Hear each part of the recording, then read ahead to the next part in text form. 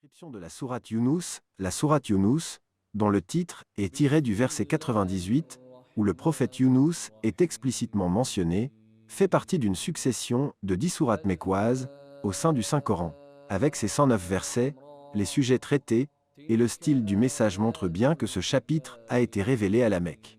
La sourate dit relate la confrontation du prophète Yunus, Jonas à son peuple mécréant. Elle arrive en 10e position dans le Saint-Coran après la sourate Tava, et occupe la 51e place dans l'ordre chronologique de la révélation. Elle est suivie par la sourate Hud dans le livre sacré d'Allah. Révélation de la sourate 10. Le chapitre Yunus a été révélé à la Mecque lors d'une phase de la mission de notre messager Mohammed, paix et salut sur lui, très dur. Le message divin fut traité de mensonges et les persécutions s'intensifiaient vers la fin de la vie du prophète et des compagnons à la Mecque. Cette sourate Yunus fait partie des sourates traitant de l'unicité d'Allah, de la mission prophétique de Mohammed, paix et salut sur lui, et de la vie après la mort Akira, auquel les habitants de la Mecque refusaient de croire. Ils reniaient l'islam et les doctrines du monothéisme pur tawhid qu'ils combattaient de manière sévère. Ces sujets ainsi que le contexte de révélation en font une sourate dite mécoise, un lieu qui avait sombré dans l'idolâtrie et les injustices après avoir été protégé du châtiment des gens de l'éléphant. Il n'y a pas de circonstances de révélation de ce chapitre que l'on puisse évoquer dans la Sunna. Le lieu et le contexte de vie à la Mecque ont été déjà évoqués à plusieurs reprises et suffisent pour comprendre le discours avertisseur adressé par le Seigneur des mondes au peuple Quraysh. Contenu des versets de la sourate Yunus. La sourate 10 fait en effet partie de la plus longue chaîne de sourates mécoises dans le Coran. Son contenu a aussi des similitudes avec celui de la sourate suivante qui est le chapitre Hud. Toutes deux évoquent les récits des prophètes, Noé et Moussa, Moïse, paix sur eux. Dans la sourate Yunus, c'est Moussa qui est le plus évoqué, et nu en moindre quantité, quand dans sourate Hud on remarque l'inverse. Les versets de cette sourate traitent de la patience sur la voie de la vérité qu'Allah demande aux croyants d'avoir face au peuple de mécréants. Les serviteurs d'Allah sont enjoints à faire preuve de fermeté, de droiture et de patience face à ceux qui crient au mensonge et ceux qui refusent le message divin. Allah fait bonne annonce en début de sourate aux croyants d'une belle position lorsqu'ils rencontreront leur Seigneur au jour dernier. Allah énumère dans ces versets la raison pour lesquelles les infidèles cherchent des intercesseurs et s'enfoncent dans l'associationnisme. Ils ne croient pas au but pour lequel le Seigneur les a créés. Ils n'ont pas de sens à leur vie et appellent à la punition d'Allah. Ainsi Allah révèle que le fait de ne pas voir les effets de leur ingratitude est déjà en soi une punition du Très-Haut qui les laisse s'éterniser dans leur malheur avant de voir de leurs yeux les résultats de leur mécréance au jour du jugement dernier.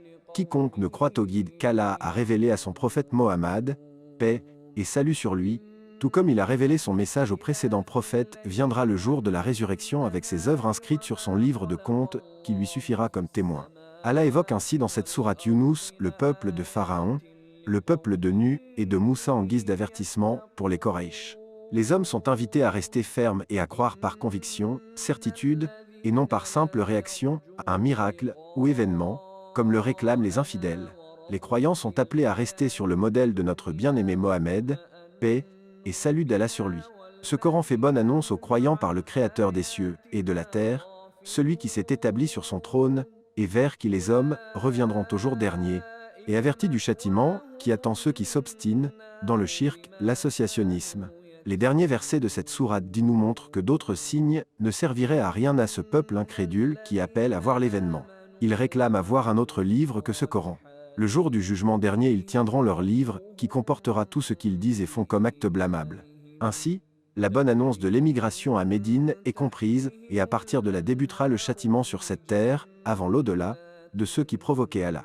Ce chapitre contient donc les arguments du credo du monothéisme auquel Dieu appelle les hommes sur terre, et pour leur bien, tout comme il les appelle à la confiance totale en son décret. C'est pourquoi le récit de Yunus rappelle la recherche de la fermeté de notre cœur que l'on doit auprès de celui qui détient la connaissance et la sagesse entière.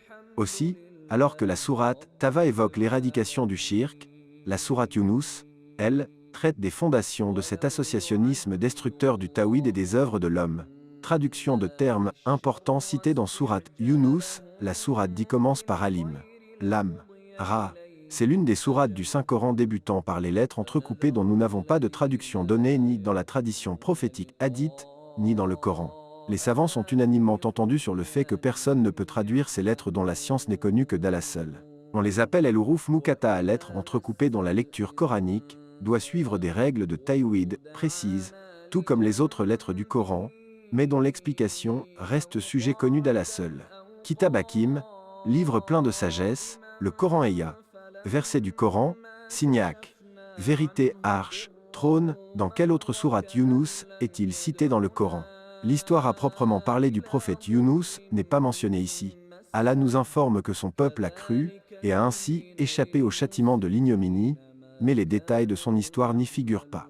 La lecture du Saint-Coran nous apprend qu'il est, cela dit, mentionné dans d'autres versets du Coran. Nous t'avons fait une révélation comme nous fîmes à Noé, et aux prophètes après lui. Et nous avons fait révélation à Ibrahim Abraham, à Ismaël Ismaël, à Ishak Isaac, à Jacob Jacob aux tribus, à Isa Jésus à Aïub Job, à Younous Jonas, à Harin Aaron, et à Suléman Salomon, et nous avons donné le Zabour, à David verset 163 dans la sourate 4 les femmes en Isa. De même, Ismaïl Ismaël, Al-Yaza à Élisée Younous Jonas, et Lut Lot. Chacun de nous l'avons favorisé par-dessus le reste du monde verset 86, dans la sourate 6 les bestiaux Al-Anam. Si seulement il y avait, à part le peuple de Younous, Jonas une cité qui ait cru et à qui sa croyance eut ensuite profité, lorsqu'ils eurent cru, nous leur enlevâmes le châtiment d'ignominie dans la vie présente et leur donnâmes jouissance, pour un certain temps verset 98, dans la sourate 10 Jonas Younous et Danan Younous Jonas quand il partit, irrité. Il pensa que nous n'allions pas l'éprouver. Puis il fit, dans les ténèbres, l'appel que voici, pas de divinité à part toi. Pureté à toi. J'ai été vraiment du nombre des injustes verset 87, dans la sourate 21. Les prophètes Al-Anbiya Younous Jonas étaient certes du nombre des messagers verset 139, dans la sourate 37. Les rangers à Safa endurent avec patience la sentence de ton Seigneur, et ne sois pas comme l'homme au poisson, Younous Jonas, qui appela Allah dans sa grande angoisse, verset 48, dans la sourate 68, et la plume Al-Kalam à défaut de connaître la signification du nom propre Younous, nous savons ainsi que le Seigneur de l'univers l'appelle, dans le Coran tantôt Younous, tantôt dans Nun, ou encore l'homme au poisson qui fait allusion à l'épreuve que ce prophète a subie en étant avalé par une baleine. Bien fait et mérite à réciter la sourate Younous. Lisez le Coran car il viendra le jour de la résurrection en intercesseur pour les siens rapportés par Muslim. La lecture assidue du Coran et des autres passages, où le prophète Younous, paix sur lui, est évoqué nous enseigne ce qu'il a dû subir de la part de son peuple qui refusait de croire au monothéisme pur tawhid. Nous apprenons également qu'il a été avalé dans le ventre d'un poisson, mais ce qu'il faut retenir aussi c'est qu'Allah nous apprend à travers ce prophète une magnifique invocation que Younous lui-même, paix sur lui, répétait dans le ventre de ce poisson, pas de divinité à part toi. Pureté à toi, j'ai été vraiment du nombre des injustes. C'est l'expression d'une confiance absolue en celui qui nous a créés mais aussi l'expression d'un repentir sincère pour notre manque de foi, de patience, de fermeté sur la vérité dont la parole d'Allah est la plus belle expression. Le Coran est vérité, c'est en cela que les générations qui se succèdent refusent de croire, et c'est pour cela que les anciens récits ont été mentionnés, pour rappel et avertissement. Lors des prières, aux horaires fixés par notre Seigneur, en sujud prosternation, mais aussi à n'importe quel moment de la journée, notre religion l'islam, nous enseigne le remède au désespoir qui est l'invocation assidue, sincère et répétée, sans se lasser ni être désespéré du retardement de son exaucement. Lors de la prière nocturne durant le mois de Ramadan, la sourate Younous est lue, de même que les autres sourates, par l'imam qui guide les rangs de fidèles jusqu'à terminer la lecture du Saint-Coran dans sa totalité à la fin du mois béni.